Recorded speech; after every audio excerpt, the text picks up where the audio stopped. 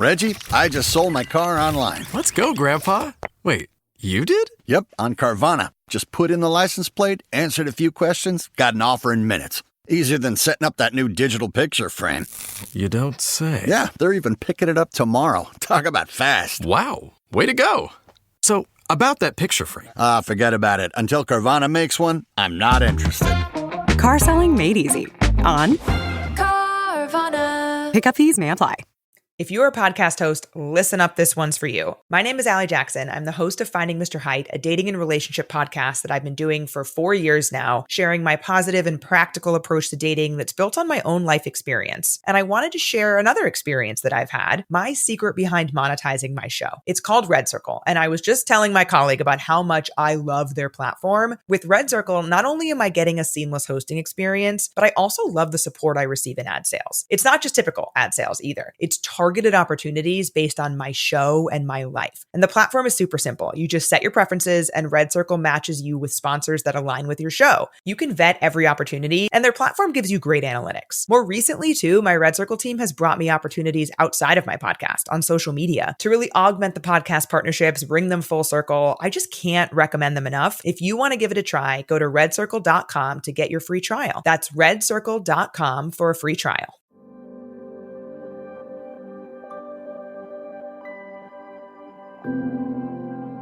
Sometimes the most important things we do in our lives are the product of sheer will. Of taking little nothings that surround us and making something out of them. In other words, the greatest opportunities, often the ones we need most, they simply aren't obvious. They're hidden. Hidden behind what looks like difficulty, what appears to be hopelessness. The reason I place so much value on a single step forward when we're overwhelmed or at a low point is because a single step means you're in the game. You're giving yourself a chance to find and obtain those little hidden away pieces that can't be found when we stand still and dwell on a situation.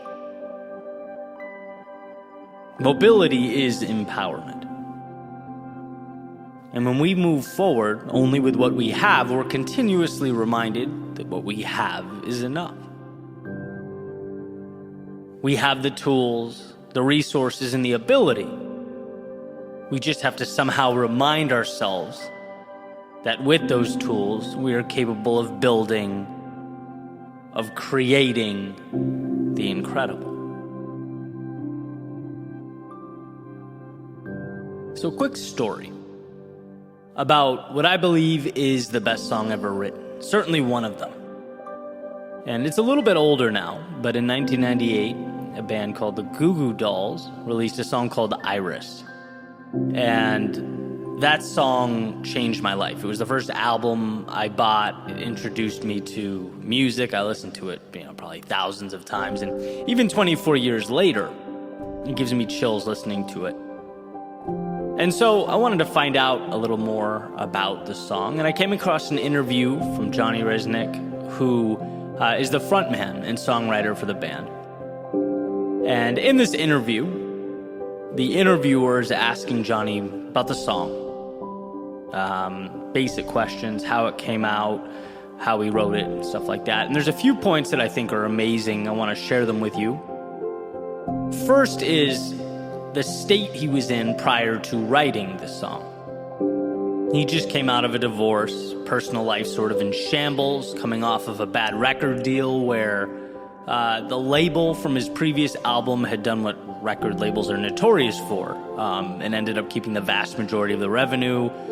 He had writer's block, just felt down, and had left his home to stay at a hotel in Los Angeles. Right? Bottom line is, it's not a dream scenario by any stretch of the imagination. And then gets a call from his manager about potentially writing a song for the City of Angels soundtrack.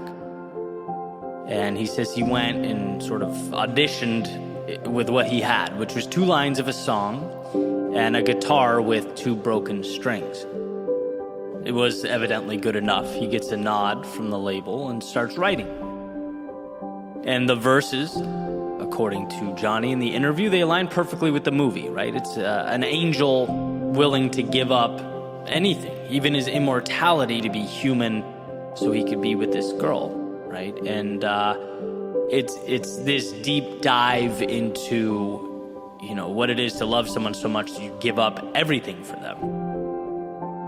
And this is the icing on the cake for me, that's when I realized that I wanted to write about this.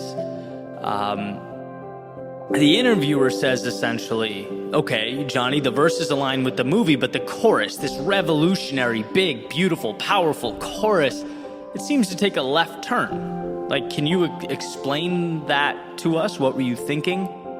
And he just kind of pauses blankly for a second. And I'm thinking, no, don't you dare say what I know you're about to say. And sure enough, he does. He basically shrugs and goes, I don't know, the words just kind of worked. And, I'm paraphrasing, that's not a direct quote, but that's the idea. One of the deepest, most powerful, beautiful songs I've ever heard is Patchwork, right? Even the song title, he says, was named after a country singer on the cover of a magazine laying next to him, Iris. That's patchwork. It's pieces put together, right? And then as I thought about it for a minute, it's of course it is. How perfect, how absolutely perfect. The whole thing is an assembly and construction, a metaphor for the human spirit. Conceived when its author was down and out, right? Taking L after L, called to present an idea, didn't have some crazy budget or equipment to pitch this song. Nope. Moved forward only with what he had in the moment. And that was enough. Then the song, a beautiful depiction of, the movie's theme, combined with elements of real life, his personal situation, what he goes through, maybe even components that mean nothing other than an ability to encapsulate a feeling or an emotion. Words that allowed him to put a bow on all these little pieces himself and get it out the door.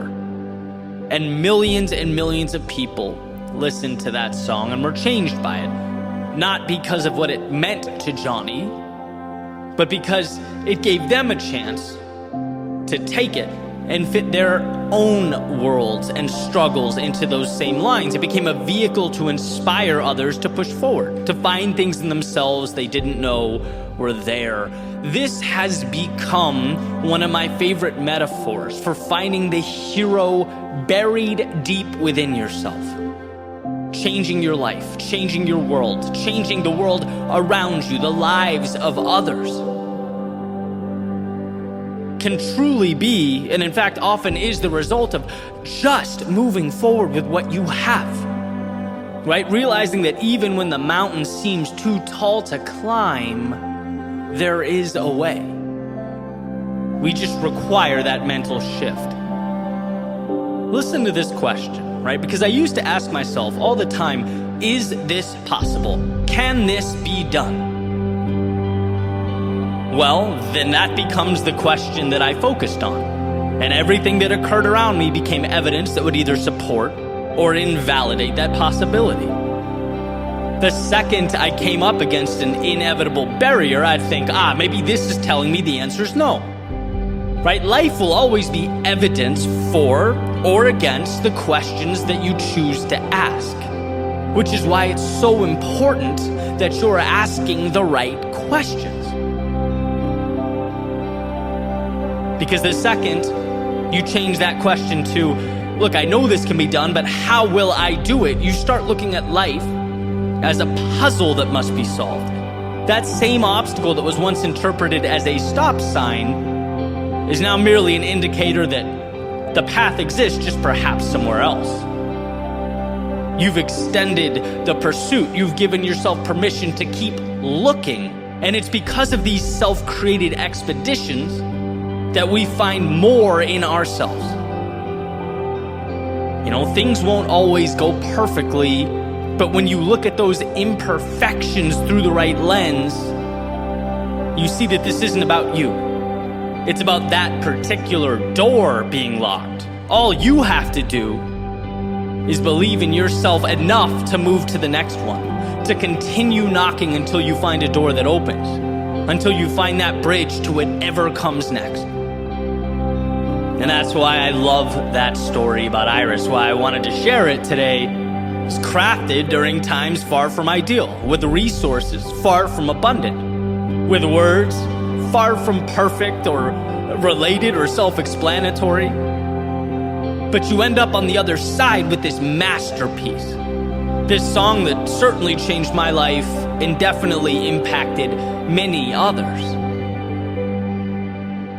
And it's like we have to realize when we're sitting on the edge of the bed, maybe it's not divorce or writer's block, but whatever it is holding you back, that's not the end. It's your reason to keep going, to begin again. You don't have to know how things will be, but you do have to know how they won't be. They won't be like this because you won't let them stay this way.